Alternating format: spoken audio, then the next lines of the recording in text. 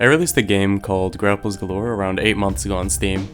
It's a free arena shooter focused on active ragdolls and grappling hooks, and it's gotten really popular over the past few months. Right now it's sitting at 750,000 downloads, and over 1.1 million people have added the game to their Steam library. When I launched my game, I had no idea what to expect in terms of downloads and money, so I just wanted to share a little bit about what I've learned and some analytics with you guys. To get right into it, my game's gross revenue is $3,000 and its net revenue is $2,600. Steam also takes a 30% cut, which leaves me with $1,800. This might sound like a lot, and it is, but considering the 4 years of development that went into the project, it's a little bit of a financial flop. The game's development, though, is just a hobby and something I do on the side, so I'm still very happy with the amount I've made so far. It's been, and continues to be, super fun working on the project and seeing the warm reception to it. While I would hope to go full-time with indie game development someday, at the moment I'm just having fun with it. The way I chose to monetize my game is through DLC cosmetics. There are plenty of other ways of monetizing free games on Steam, like through the Steam Marketplace, but I've heard those usually make a little less money than DLC. I think developers only get 10% of Steam Marketplace transactions.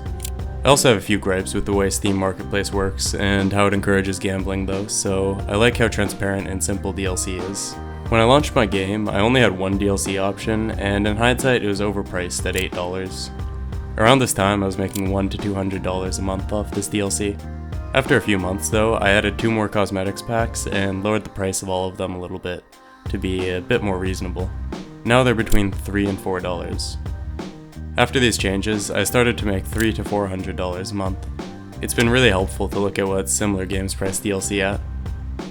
My game is still in early access though, and Steam will likely give it a big boost for its full release.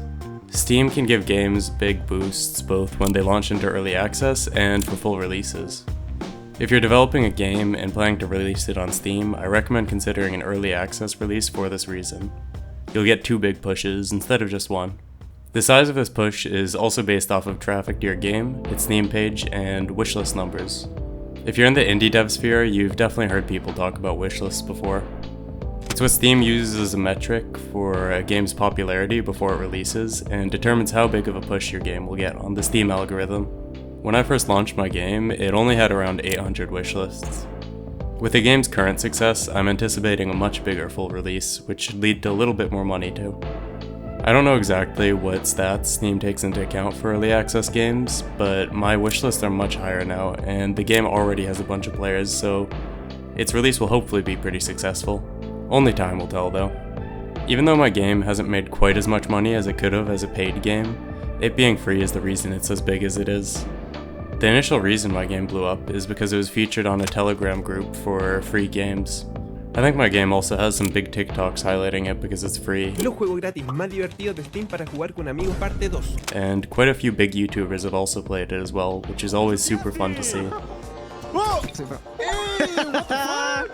Oye, no está mal, no está mal. Latin America has become one of my biggest audiences lately, so most of this content's in Spanish now.